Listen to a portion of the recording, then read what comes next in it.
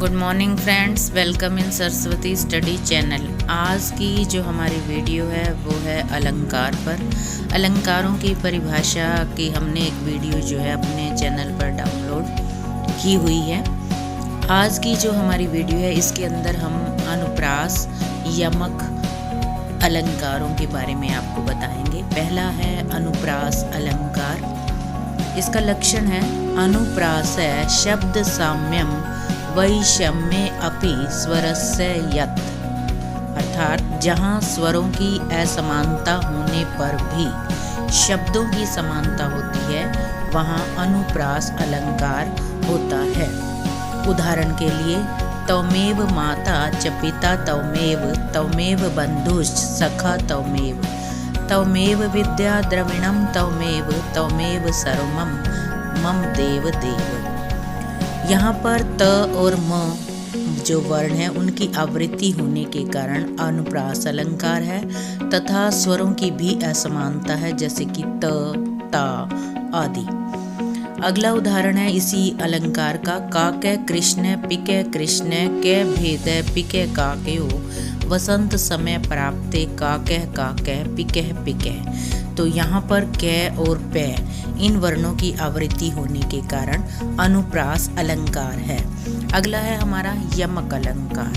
इसका लक्षण है सत्यर्थे पृथगर्थाया स्वर व्यंजन सहते, कर्मेण तेनई व आवृत्ति यमकम विनिगद्यते।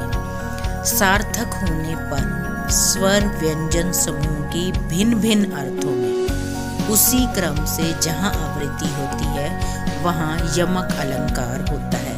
अर्थात शब्दों की आवृत्ति होगी लेकिन उनका अर्थ प्रत्येक बार अलग अलग होगा।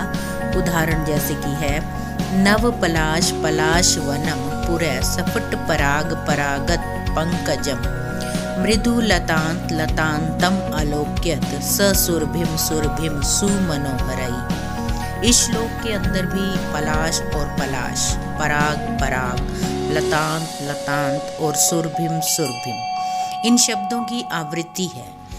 इसी कारण यहाँ पर यमक अलंकार है। इसमें जो पहला पलाश आया है उसमें पहले पलाश का अर्थ है पत्ता, जबकि दूसरे पलाश का अर्थ ढाक होने पर अर्थ भिन्नता भी है। इसी का ही अगला उदाहरण है नगजा नगजा दयिता दयिता विगतम विगतम, ललितम ललितम, प्रमदा प्रमदा, महता महता, मरणम मरणम, समयात समयात। तो इस श्लोक के अंदर भी शब्दों का जो प्रयोग है उनका क्रम वही है, परंतु अर्थ भिन्नता होने पर यमक अलंकार है। हमारा तीसरा अलंकार है उपमा अलंकार। इसका लक्षण है साम्यम वाच्यम वेधर्मयम वाक्यैक्य उपमा दवयो, अर्थात जहाँ उपमेय और उपमान, उपमेय और उपमान में भिन्नता होते हुए भी समान धर्म के कारण तुलना की जाए वहाँ पर उपमा अलंकार होता है। मतलब उपमेय और उपमान दोनों ही अलग अलग होते हैं लेकिन किसी तरह की समानता होने के कारण गुण की दृष्टि से तो वहाँ पर उपमा अलंकार होता है, इसलिए उनकी तुलना की जाती है।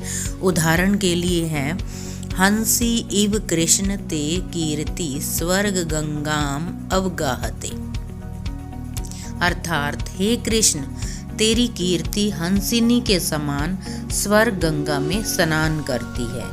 यहाँ पर कीर्ति जो है वो उपमेय है, अर्थात जिसकी तुलना की जा रही है, और हंसिनी उपमान है, उपमान अर्थात जिसके साथ तुलना की जाती है। और स्वर्ग गंगा में स्नान यहाँ पर साधारण धर्म है तथा इव जो है वो तुलना करने वाला शब्द है, तो यहाँ पर उपमा अलंकार है। इसी का ही एक अन्य उदाहरण है तस्या मुखम इव चंद्र विभाति। यहाँ पर किसी का भी जो मुख है वो इतना सुंदर है कि उसकी चंद्रमा के समान उसे बताया जा रहा है, अर्थात चंद्रमा से उसकी तुलना की जा रही है, जबकि मुख और चंद्रमा ये दोनों अलग अलग हैं लेकिन सुंदरता की समानता के कारण यहाँ पर तुलना की जा रही है, तो यहाँ पर है उपमा अलंकार। तो ये थी हमारे 3 अलंकारों की वीडियो। आप जो है इस वीडियो से अपना ज्ञानवर्धन कर सकते हैं। हम मिलते हैं आपको अपनी अगली वीडियो में अगले अलंकारों के साथ। हमारे चैनल को सब्सक्राइब करें, वीडियो को लाइक अवश्य करें।